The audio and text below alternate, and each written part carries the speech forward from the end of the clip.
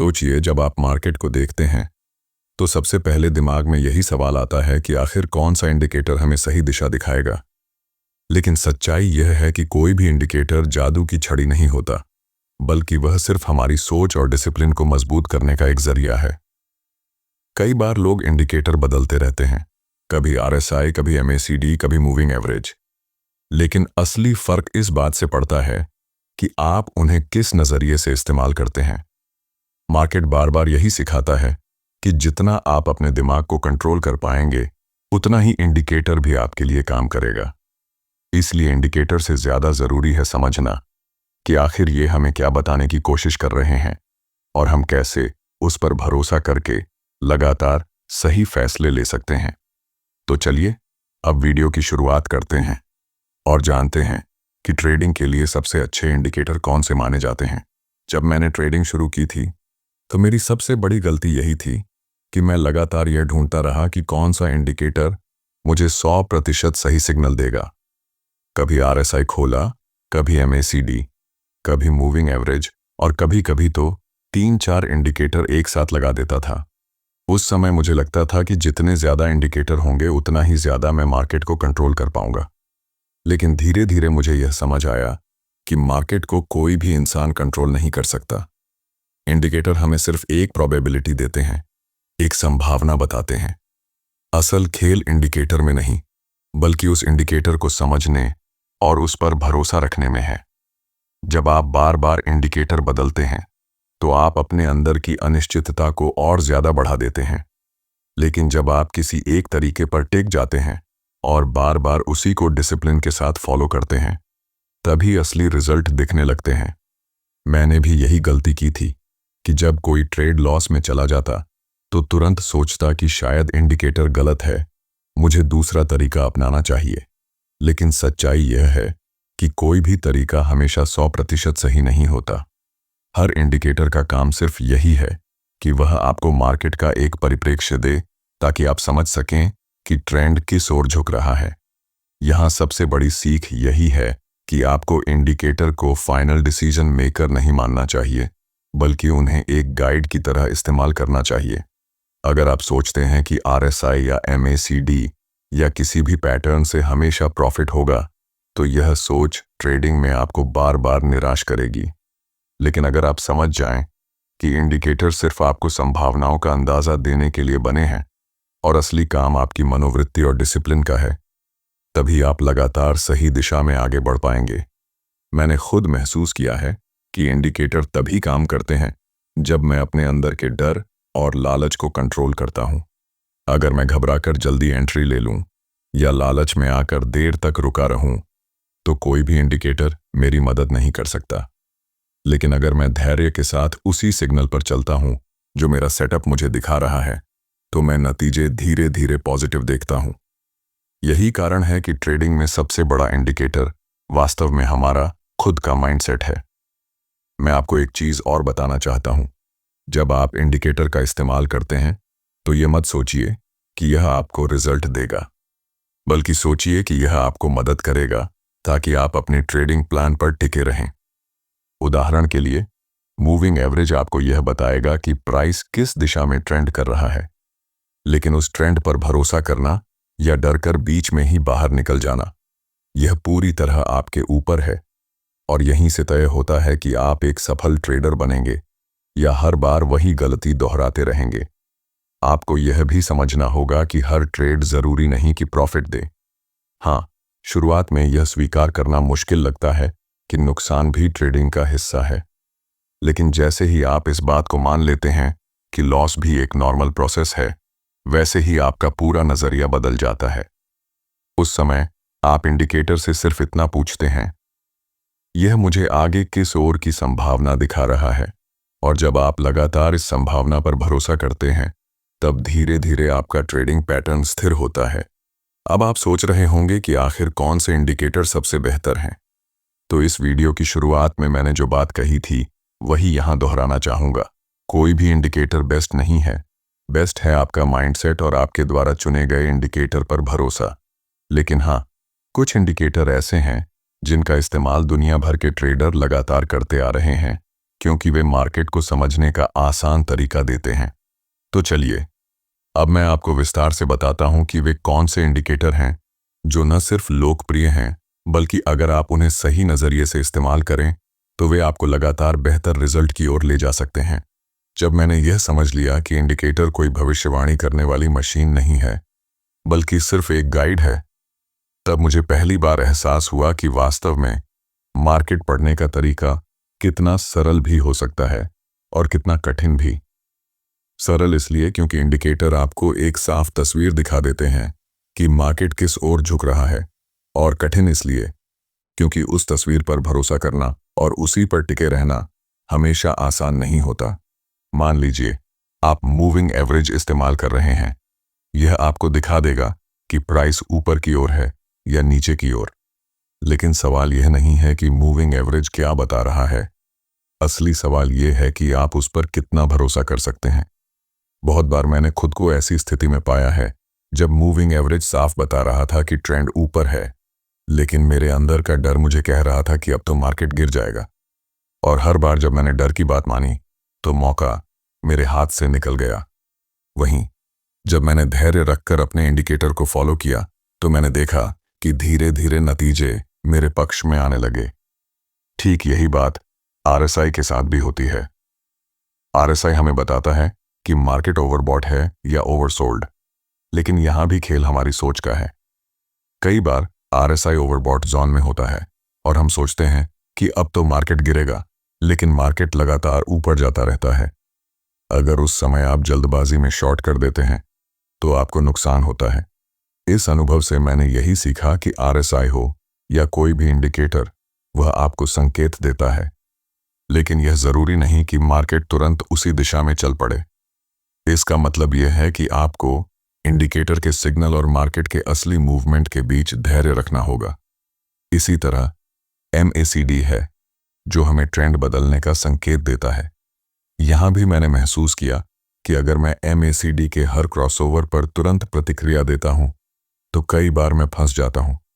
लेकिन जब मैंने इसे बड़े ट्रेंड को समझने के लिए इस्तेमाल करना शुरू किया और सिर्फ उन्हीं सिग्नल को माना जो बड़े ट्रेंड के हिसाब से मेल खाते थे, तब इसका असर बहुत पॉजिटिव रहा। इससे मुझे यह सीख मिली कि इंडिकेटर को अकेले मत देखिए, बल्कि उसे पूरे मार्केट के संदर्भ में समझिए। मैं आपको एक और उदाहरण दूं। जब मैंने पहली बार बोलिंजर बैंड्स का इस्तेमाल किया तो मुझे लगा कि जैसे ही प्राइस ऊपरी बैंड को छुएगा यह तुरंत नीचे गिर जाएगा। लेकिन असलियत यह है कि कई बार प्राइस बैंड को तोड़कर लंबे समय तक उसी दिशा में चलता रहता है। उस समय अगर आप सिर्फ बैंड देखकर उल्टा ट्रेड लेते हैं तो नुकसान तय है। यहां मुझे यह समझ में आया कि बोलिंजर बैंड या किसी भी वोलेटिलिटी इंडिकेटर का काम आपको यह दिखाना है कि मार्केट तेजी से मूव कर रहा है या शांत है। अब उस मूवमेंट को आप कैसे पढ़ते हैं और कैसे इस्तेमाल करते हैं, वही आपकी सफलता तय करता है। इन सब अनुभवों से मेरी सबसे बड़ी सीख यही रही कि इंडिकेटर सिर्फ रास्ता दिखाते हैं, लेकिन चलना आपको ही पड़ता है। और इस सफर में सबसे बड़ा दुश्मन कोई इंडिकेटर नहीं, बल्कि आपका खुद का डर, लालच और अधीरता है। अगर आप इन तीनों पर काबू पा लेते हैं तो चाहे आप एक ही साधारण मूविंग एवरेज क्यों ना इस्तेमाल करें, वह भी आपके लिए सोने की खान साबित हो सकता है। लेकिन अगर आप खुद पर कंट्रोल नहीं रखते तो चाहे आपके पास 10 इंडिकेटर क्यों ना हो, वे भी सिर्फ चार्ट पर बने हुए रंग बिरंगे निशान ही रह जाएंगे। याद रखिए, मार्केट हमें हर दिन यही सिखाता है कि सफलता का राज सिस्टम में नहीं, बल्कि सिस्टम को लगातार फॉलो करने में है। जब आप यह भरोसा करना सीख जाते हैं कि इंडिकेटर आपको एक संभावना दिखा रहा है, न कि गारंटी, तभी आप प्रोफेशनल ट्रेडर की तरह सोचना शुरू करते हैं। और यकीन मानिए, यही सोच आपके लिए असली बदलाव लेकर आती है। तो अब सवाल यह नहीं होना चाहिए कि कौन सा इंडिकेटर सबसे अच्छा है। सवाल यह होना चाहिए कि क्या मैं उस इंडिकेटर को समझकर, उस पर भरोसा करके और डिसिप्लिन से उसे फॉलो करके ट्रेड कर पा रहा हूं या नहीं। क्योंकि सच यही है कि इंडिकेटर आपको कभी धोखा नहीं देते। धोखा हम खुद अपने डर और लालच की वजह से खाते हैं। अब आगे हम यह समझेंगे कि इन इंडिकेटर को किस तरह से प्रैक्टिकल ट्रेडिंग सेटअप में इस्तेमाल किया जा सकता है, ताकि आपका हर कदम सोचे समझे ढंग से उठे। और आप धीरे धीरे लगातार प्रॉफिट की ओर बढ़ सकें। जब मैंने इंडिकेटर को समझना शुरू किया तो यह साफ हो गया कि अकेला कोई भी इंडिकेटर मेरे लिए कमाल नहीं कर सकता। लेकिन जब मैंने 2 या 3 इंडिकेटर को एक साथ जोड़कर उनके संकेतों को पढ़ना शुरू किया, तब मुझे पहली बार लगा कि अब मेरे पास एक ऐसा सिस्टम है जिस पर मैं भरोसा कर सकता हूं। उदाहरण के लिए, मान लीजिए मैं मूविंग एवरेज देख रहा हूं। यह मुझे एक बड़ी तस्वीर देता है कि मार्केट किस दिशा में जा रहा है, लेकिन सिर्फ इस पर भरोसा करके ट्रेड लेना कई बार मुश्किल हो जाता है, क्योंकि हर छोटा उतार चढ़ाव हमें डरा देता है। उस समय मैंने आरएसआई को इसमें शामिल करना शुरू किया। मूविंग एवरेज से जब मुझे ट्रेंड की दिशा पता चलती थी और उसी समय आरएसआई मुझे यह दिखाता था कि प्राइस ओवरबॉट है या ओवरसोल्ड, तो मेरे पास एक तरह का भरोसा बन जाता था। मैं सोचता था कि अगर दोनों संकेत एक ही दिशा की तरफ इशारा कर रहे हैं तो यह एक मजबूत संभावना है। धीरे धीरे मैंने महसूस किया कि इंडिकेटर को मिलाकर पढ़ना ट्रेडिंग में वैसा ही है जैसे एक ही चीज को अलग अलग नजरियों से देखना। एक इंडिकेटर आपको दिशा दिखाता है, दूसरा आपको ताकत दिखाता है और तीसरा आपको मूवमेंट की स्पीड दिखाता है। जब ये सब मिलकर एक ही कहानी सुनाते हैं, तभी आपका भरोसा और गहरा होता है। और जब भरोसा गहरा होता है, तब डर और लालच कमजोर होने लगते हैं। लेकिन यहाँ एक चीज और समझनी जरूरी है। बहुत सारे इंडिकेटर को एक साथ जोड़ देना हमेशा सही तरीका नहीं होता। मैंने खुद इस गलती का सामना किया है। जब मैंने 4-5 इंडिकेटर एक ही चार्ट पर लगा दिए, तो हर इंडिकेटर की अपनी भाषा थी और कई बार वे आपस में विरोधाभासी संकेत देते थे। उस समय मैं और ज्यादा उलझ जाता था। इसलिए मैंने यह सीखा कि ज्यादा इंडिकेटर नहीं, बल्कि सही इंडिकेटर का मेल सबसे अच्छा काम करता है। 2 या 3 अच्छे इंडिकेटर काफी होते हैं। बस शर्त यही है कि आप उन्हें लगातार इस्तेमाल करें और उनके संकेतों को अच्छे से समझें। एक और बड़ी सीख यह रही कि इंडिकेटर तभी काम करते हैं जब आपके पास पहले से एक ट्रेडिंग प्लान हो। बिना प्लान के चाहे कितने भी इंडिकेटर क्यों ना हो, वे सिर्फ आपको उलझा देंगे। उदाहरण के लिए, मैंने अपने लिए यह तय किया कि अगर मूविंग एवरेज ऊपर की ओर है और आरएसआई बीच के लेवल से ऊपर जा रहा है, तभी मैं लॉन्ग एंट्री लूंगा। अगर दोनों संकेत मिल नहीं रहे तो मैं चुपचाप बैठ जाऊंगा। यह सिस्टम मुझे अनुशासन देता था और धीरे धीरे मेरे अंदर भरोसा पैदा करता गया। यहां पर सबसे गहरी बात यही है कि आपको हमेशा इस संभावना के साथ ट्रेड करना है कि हर बार मार्केट आपके हिसाब से नहीं चलेगा। कई बार सभी इंडिकेटर हां करेंगे, लेकिन मार्केट अचानक ना कर देगा। और यही वह जगह है जहां ज्यादातर लोग टूट जाते हैं। लेकिन मैंने यही सीखा कि नुकसान ट्रेडिंग का हिस्सा है। असली फर्क तब पड़ता है जब आप उस नुकसान को बिना गुस्से और बिना डर के स्वीकार करते हैं और फिर उसी सिस्टम को दोबारा फॉलो करते हैं। जब आप बार बार उसी प्रक्रिया को अपनाते हैं तो इंडिकेटर आपके लिए भरोसेमंद साथी बन जाते हैं। मैं आपको यह भी कहना चाहूंगा कि जब आप इंडिकेटर का इस्तेमाल करें तो उन्हें अपने लिए निर्णय लेने का सहारा बनाइए, लेकिन अपनी सोच को हमेशा खुला रखिए, क्योंकि मार्केट हमेशा बदलता रहता है। इंडिकेटर कभी कभी देर से संकेत देते हैं, कभी कभी जल्दी, लेकिन अगर आप बार बार उन्हें परखते रहेंगे और उन्हें अपने ट्रेडिंग प्लान का हिस्सा बनाएंगे, तो धीरे धीरे आप समझ जाएंगे कि कौन सा मेल आपके लिए सबसे अच्छा काम करता है। अंत में मेरी यही सीख रही कि इंडिकेटर सिर्फ औजार हैं। वे आपको ताकत देंगे, लेकिन जीत दिलाने का काम आपके धैर्य और आपके अनुशासन का है। जब आप इस संतुलन को समझ जाते हैं तो ट्रेडिंग आपके लिए तनाव नहीं बल्कि एक प्रक्रिया बन जाती है। और जब यह प्रक्रिया सहज हो जाती है, तभी लगातार प्रॉफिट आपकी जिंदगी का हिस्सा बनने लगता है। तो अब हम आगे बढ़ेंगे और देखेंगे कि इन इंडिकेटर और सेटअप को असली चार्ट पर किस तरह लागू किया जाए, ताकि यह सारी बातें सिर्फ सिद्धांत न रह जाएं, बल्कि आपकी ट्रेडिंग की रोजमर्रा की प्रैक्टिस का हिस्सा बन जाएं। जब मैंने इंडिकेटर को समझना शुरू किया और उन्हें सही तरीके से जोड़ना सीखा, तब मुझे एहसास हुआ कि असली परीक्षा तब होती है जब आप इन्हें लाइव चार्ट पर इस्तेमाल करते हैं।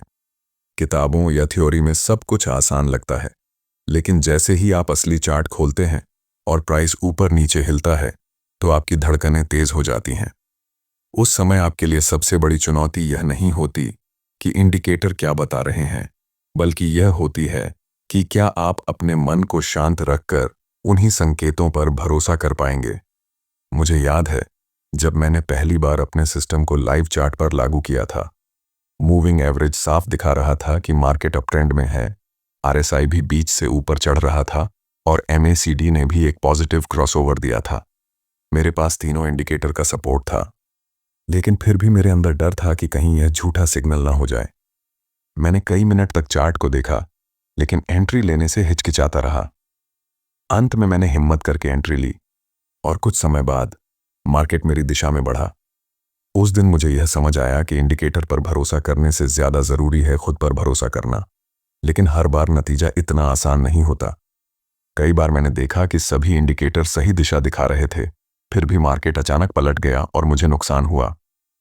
उस समय पहले तो गुस्सा आया, लगा कि शायद मेरा सिस्टम ही गलत है। लेकिन धीरे धीरे मैंने यह सीखा कि नुकसान होना भी उतना ही जरूरी है जितना मुनाफा कमाना, क्योंकि हर नुकसान मुझे यह याद दिलाता है कि मैं भविष्यवाणी करने नहीं, बल्कि संभावनाओं के आधार पर काम करने आया हूं। और जब मैं इस सच्चाई को स्वीकार करता हूं, तो नुकसान मुझे डराने के बजाय सीखने का मौका देने लगता है। मैं आपको यह सलाह दूंगा कि जब आप इंडिकेटर का इस्तेमाल लाइव चार्ट पर करें, तो उन्हें तुरंत जज न करें। कई लोग 2-3 ट्रेड में नुकसान देखते ही सिस्टम बदल देते हैं। मैंने खुद यह गलती की थी, लेकिन जब मैंने धैर्य रखकर एक ही सिस्टम को दर्जनों बार टेस्ट किया, तभी मुझे उसके असली नतीजे समझ में आए। आप भी जब कोई इंडिकेटर या सेटअप चुनें, तो उसे बार बार टेस्ट कीजिए, प्रैक्टिस कीजिए और समय दीजिए। तभी आपको पता चलेगा कि वह आपके लिए कैसा काम करता है। यहां एक और गहरी बात है जो मैंने अनुभव की। इंडिकेटर कभी भी आपको पैसे नहीं कमाते, वे सिर्फ आपको एक स्ट्रक्चर देते हैं। पैसे तब बनते हैं जब आप उस स्ट्रक्चर को ईमानदारी और डिसिप्लिन से फॉलो करते हैं। मैंने कई बार देखा कि सेटअप सही था, लेकिन मैं अधीर हो गया और जल्दी निकल गया। बाद में जब देखा तो वही ट्रेड बहुत बड़ा प्रॉफिट दे चुका था। उस समय यह समझ आया कि असली दुश्मन इंडिकेटर की कमी नहीं, बल्कि मेरा अधीरपन है। धीरे धीरे मैंने यह सीखा कि चार्ट पर हर कैंडल को लेकर भावुक नहीं होना चाहिए। अगर आपने अपना सिस्टम बना लिया है और इंडिकेटर आपको सिग्नल दे रहे हैं, तो बस उस पर टिके रहिए। मार्केट ऊपर जाए या नीचे, आपको सिर्फ यह देखना है कि आपका प्लान पूरा हुआ या नहीं। जब आप इस लेवल तक पहुंच जाते हैं, तब ट्रेडिंग आपके लिए तनाव का खेल नहीं, बल्कि एक शांत और अनुशासित प्रक्रिया बन जाती है। तो अब हम आगे बढ़ेंगे और देखेंगे कि इस अनुशासन को कैसे बनाए रखा जाए, ताकि इंडिकेटर पर भरोसा करने के साथ साथ आप अपनी भावनाओं पर भी पूरी तरह काबू रख सकें। क्योंकि सच कहूं तो यही वह जगह है जहां से प्रोफेशनल ट्रेडर और आम ट्रेडर के बीच फर्क शुरू होता है। जब मैंने चार्ट पर बार बार इंडिकेटर को परखा और सिस्टम को अपनाया, तो मुझे धीरे धीरे यह समझ आने लगा कि असली लड़ाई चार्ट के बाहर होती है। मार्केट आपको डराएगा, लालच दिलाएगा और हर छोटे मोटे मूवमेंट पर आपको प्रतिक्रिया देने के लिए उकसाएगा। उस समय आपकी सबसे बड़ी ताकत आपका दिमाग है। मैंने खुद कई बार ऐसा अनुभव किया कि सेटअप सही था, इंडिकेटर बिल्कुल स्पष्ट संकेत दे रहे थे, लेकिन जैसे ही प्राइस मेरे खिलाफ थोड़ा हिला, मैंने घबराकर जल्दी बाहर निकलने का फैसला कर लिया। और बाद में देखा कि अगर मैं धैर्य रखता तो वही ट्रेड मेरे लिए अच्छा मुनाफा देता। उस दिन मुझे समझ आया कि हार इंडिकेटर से नहीं होती, हार हमारी सोच से होती है। आपको यह मानना होगा कि ट्रेडिंग पूरी तरह संभावनाओं का खेल है। यहां कोई भी ट्रेड निश्चित रूप से जीतने वाला नहीं होता। जब मैंने इस बात को गहराई से स्वीकार किया, तब मेरे अंदर का बोझ हल्का होने लगा। मैं हर ट्रेड को जीतना ही है कि मानसिकता से नहीं लेता था, बल्कि मैं इसे ऐसे देखता था जैसे मैं बस एक संभावना को परख रहा हूं। अगर वह संभावना मेरे पक्ष में गई तो अच्छा मुनाफा होगा, और अगर नहीं गई तो यह एक सामान्य नुकसान है। इस सोच ने मेरी ट्रेडिंग को बदल दिया। लेकिन यह सोचना आसान नहीं था। जब आपका पैसा दांव पर लगा होता है, तो हर छोटी कैंडल भी आपके लिए बहुत बड़ी लगती है।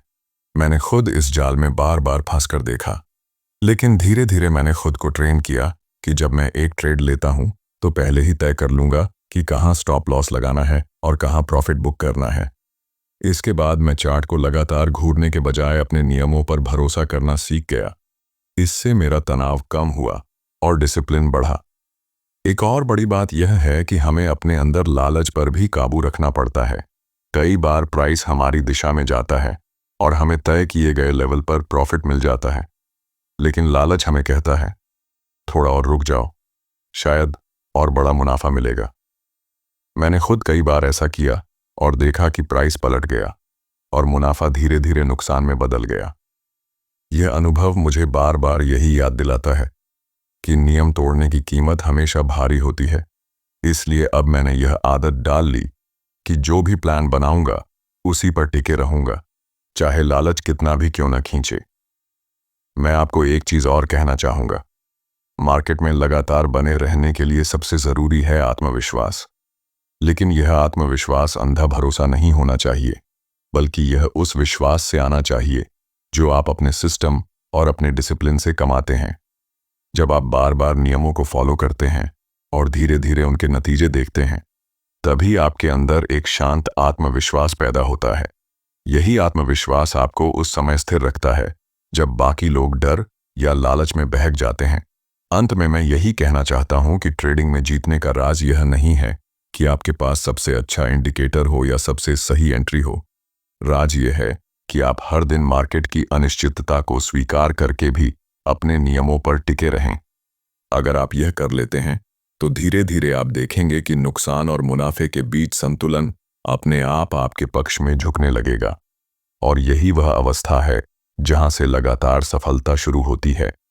तो अब हम आगे बढ़ेंगे और समझेंगे कि इस पूरी प्रक्रिया को लंबे समय तक कैसे बनाए रखा जाए, ताकि ट्रेडिंग सिर्फ एक छोटा प्रयोग न रहे, बल्कि आपके जीवन का स्थिर और भरोसेमंद हिस्सा बन जाए। जब मैंने खुद को ट्रेडिंग में बार बार परखा, तब धीरे धीरे एक बात बहुत गहराई से समझ में आई कि असली सफलता किसी एक बड़े ट्रेड से नहीं आती। असली सफलता तो तब आती है जब आप महीने दर महीने, साल दर साल लगातार टिके रहते हैं। एक बड़ा प्रॉफिट तो किसी भी भाग्यशाली मौके से आ सकता है, लेकिन जो आपको ट्रेडिंग में लंबे समय तक बनाए रखता है वह है आपकी स्थिरता। मैंने शुरुआत में यही गलती की थी कि हर ट्रेड से जल्दी अमीर बनने का सपना देखता था। मैं सोचता था कि बस एक सही मौका मिले और मैं रातों रात सब बदल दूं। लेकिन जब भी मैं इस सोच के साथ ट्रेड करता तो कभी कभी बड़ा मुनाफा मिल जाता और फिर उसी लालच में अगली बार उतना ही बड़ा नुकसान हो जाता। यह रोलर कोस्टर कभी मुझे शांति नहीं दे पाया। तब मुझे यह एहसास हुआ कि ट्रेडिंग का खेल तेज दौड़ने का नहीं है, बल्कि लंबे सफर में थकने के बावजूद चलते रहने का है। आपको यह समझना होगा कि ट्रेडिंग का असली लक्ष्य हर दिन पैसा कमाना नहीं है। असली लक्ष्य है कि आप अपने प्रोसेस पर भरोसा करें और बार बार उसे निभाएं। जब आप हर बार वही नियम अपनाते हैं, चाहे मार्केट कैसा भी क्यों ना हो, तब आप अपने अंदर ऐसी स्थिरता बनाते हैं जो धीरे धीरे आपका बैलेंस बढ़ाती जाती है। यह बैलेंस सिर्फ आपके खाते में नहीं, बल्कि आपके मन में भी बढ़ता है। मैंने महसूस किया है कि लगातार सफल होने के लिए आपको छोटे छोटे प्रॉफिट और छोटे छोटे लॉस को समान भाव से स्वीकार करना पड़ता है। जब आप छोटे लॉस को भी बिना डर और गुस्से के झेल लेते हैं, तभी आपके पास लंबे समय तक खेलने की ताकत बचती है। और जब आपके ट्रेड्स का एक बड़ा सेट पूरा होता है, तभी आपको असली तस्वीर दिखाई देती है कि आपका सिस्टम काम कर रहा है या नहीं। यही वह सोच है जिसने मुझे यह सिखाया कि हर ट्रेड को जीतना जरूरी नहीं, लेकिन हर ट्रेड को उसी अनुशासन से लेना बेहद जरूरी है। एक और गहरी बात जो मैंने समझी वह यह है कि ट्रेडिंग में निरंतरता तभी आती है जब आप इसे जीवन की आदत बना लेते हैं। जैसे आप रोजाना कुछ काम नियम से करते हैं, सुबह उठना, खाना खाना, व्यायाम करना, वैसे ही ट्रेडिंग को भी एक अनुशासन के साथ अपनाना पड़ता है। अगर आप इसे सिर्फ मौका देखकर करेंगे तो यह कभी स्थायी नहीं हो पाएगी, लेकिन अगर आप इसे जीवन का हिस्सा बना लेंगे तो यह धीरे धीरे आपकी पहचान बन जाएगी। मैं आपको यह भी कहना चाहता हूं कि लगातार आगे बढ़ने के लिए जरूरी है कि आप अपने रिजल्ट को तुरंत जज ना करें। कई बार हम 1-2 हफ्ते में नतीजे देखना चाहते हैं और अधीर हो जाते हैं। मैंने खुद यह गलती की और सिस्टम बदलता रहा। लेकिन जब मैंने अपने आप को यह सिखाया कि असली नतीजे महीनों और सालों में दिखते हैं, तभी मेरे अंदर धैर्य आया। और जब धैर्य आया, तभी ग्रोथ भी आई। अंत में मैं यही कहना चाहूंगा कि ट्रेडिंग एक ऐसा सफर है जो आपको बाहर से नहीं बल्कि अंदर से बदलता है। यह आपको धैर्य, अनुशासन और संतुलन सिखाता है। और जब आप इन तीनों को पकड़ लेते हैं, तभी लगातार सफलता आपके पास आने लगती है। तो अगर आप सच में लंबे समय तक टिके रहना चाहते हैं, तो अपने फोकस को जल्दी अमीर बनने से हटाकर लगातार स्थिरता बनाए रखने पर ले जाइए। यही वह मानसिकता है जो आपको धीरे धीरे प्रोफेशनल ट्रेडर बना देती है। तो अब हम आगे बढ़ेंगे और देखेंगे कि इस स्थिरता को कैसे एक प्रोफेशनल तरीके में बदला जाए, जहां आपकी ट्रेडिंग सिर्फ एक शौक न रहकर एक व्यवस्थित करियर का रूप ले ले। जब मैंने ट्रेडिंग को सिर्फ शौक की तरह लिया था, तब तक यह मुझे बार बार वहीं खड़ा कर देती थी जहां से मैंने शुरुआत की थी। कभी आगे बढ़ता था तो कभी पीछे लौट आता था। लेकिन जब मैंने इसे एक प्रोफेशनल करियर की तरह अपनाने का फैसला किया, तब मेरे भीतर सब कुछ बदल गया। असली फर्क तब आया जब मैंने इसे एक बिजनेस की तरह सोचना शुरू किया। जैसे कोई व्यापारी अपने खर्च, इन्वेंट्री और मुनाफे पर नजर रखता है, वैसे ही मैंने अपने ट्रेड्स, अपनी पूंजी और अपने रिस्क को देखना शुरू किया। यही वह मोड़ था जिसने मुझे समझाया कि अगर मैं इसे गंभीरता से लूंगा, तो यह मुझे भी उतना ही गंभीर इनाम देगा। मैं आपको यही समझाना चाहता हूं कि अगर आप ट्रेडिंग को एक प्रोफेशनल करियर बनाना चाहते हैं, तो सबसे पहले आपको अपनी मानसिकता बदलनी होगी। शौक में हम भावनाओं के साथ खेलते हैं, लेकिन करियर में हमें अनुशासन के साथ जीना पड़ता है। एक प्रोफेशनल ट्रेडर हर दिन ट्रेडिंग को एक काम की तरह देखता है, एक जिम्मेदारी की तरह। वह जानता है कि उसके हर निर्णय का असर उसकी पूंजी पर पड़ेगा और उसके भविष्य को आकार देगा। और जब आप इस स्तर की जिम्मेदारी महसूस करने लगते हैं, तब आपके भीतर एक नई गंभीरता जन्म लेती है। मैंने यह भी सीखा कि एक प्रोफेशनल बनने के लिए आपको हर हाल में निरंतरता दिखानी होगी। इसका मतलब यह नहीं कि आप हर दिन मुनाफा कमाएंगे, बल्कि इसका मतलब यह है कि आप हर दिन अपने नियम निभाएंगे। और जब यह नियम आपकी आदत बन जाते हैं, तभी आपको ट्रेडिंग से एक स्थायी पहचान मिलती है। मैंने कई बार सोचा कि शायद मुझे एक जादुई सिस्टम मिल जाएगा जो हर ट्रेड में जीत दिलाएगा। लेकिन असलियत यह है कि कोई भी सिस्टम तब तक काम नहीं करता जब तक आप उसे लगातार निभाने का साहस नहीं दिखाते। यह भी समझना जरूरी है कि प्रोफेशनल ट्रेडिंग का मतलब है अपने भावनाओं को संभालना। डर और लालच हर ट्रेडर के भीतर मौजूद रहते हैं, लेकिन फर्क यह है कि एक प्रोफेशनल इन भावनाओं को अपने निर्णयों पर हावी नहीं होने देता। मैंने खुद को सिखाया कि बाजार का हर पल नया है और मुझे हर मौके को खुले दिमाग से स्वीकार करना है। अगर मैं पिछली हार का बोझ लेकर आगे बढ़ूंगा, तो अगली जीत मेरे सामने खड़ी होते हुए भी मैं उसे देख नहीं पाऊंगा। और अगर मैं पिछले प्रॉफिट में खो जाऊंगा, तो अगला नुकसान मुझे वहीं खड़ा कर देगा जहां से मैंने शुरुआत की थी। यही वजह है कि मैंने अपने भीतर यह अनुशासन पैदा किया कि हर ट्रेड को एक नए अवसर की तरह देखूं, बिना किसी बोझ के। मैं आपको यह भी बताना चाहता हूं कि एक प्रोफेशनल ट्रेडर बनने का सफर अकेला सा लगता है, लेकिन असल में यह आपको अपने ही भीतर से मिलाता है। यह आपको यह दिखाता है कि आप वास्तव में कितने धैर्यवान हैं, कितने अनुशासित हैं और कितने ईमानदारी से खुद के साथ खड़े हो सकते हैं। जब आप यह सब सीख जाते हैं, तब आपको सिर्फ ट्रेडिंग में नहीं, बल्कि जीवन के हर क्षेत्र में एक नई शक्ति महसूस होने लगती है। और सबसे अहम बात यह है कि ट्रेडिंग में प्रोफेशनल बनने का मतलब यह नहीं कि आप हर बार जीतेंगे, बल्कि यह है कि आप हर बार सीखेंगे। हर नुकसान आपके लिए एक शिक्षक है और हर मुनाफा आपके अनुशासन का इनाम। जब आप इस सोच के साथ ट्रेडिंग करेंगे, तभी आप सच में स्वतंत्र महसूस करेंगे। यह स्वतंत्रता पैसे से भी बड़ी है, क्योंकि यह आपके भीतर आत्मविश्वास और नियंत्रण देती है। तो अब मैं आपसे यही कहना चाहूंगा कि अगर आप सच में चाहते हैं कि ट्रेडिंग आपके जीवन को बदले, तो इसे शौक की तरह मत लीजिए। इसे एक करियर, एक बिजनेस और सबसे बढ़कर एक अनुशासित सफर के रूप में अपनाइए। तभी आप पाएंगे कि बाजार आपको सिर्फ पैसा नहीं दे रहा, बल्कि आपको एक ऐसा इंसान बना रहा है जो धैर्यवान है, संतुलित है और हर चुनौती का सामना करने में सक्षम है।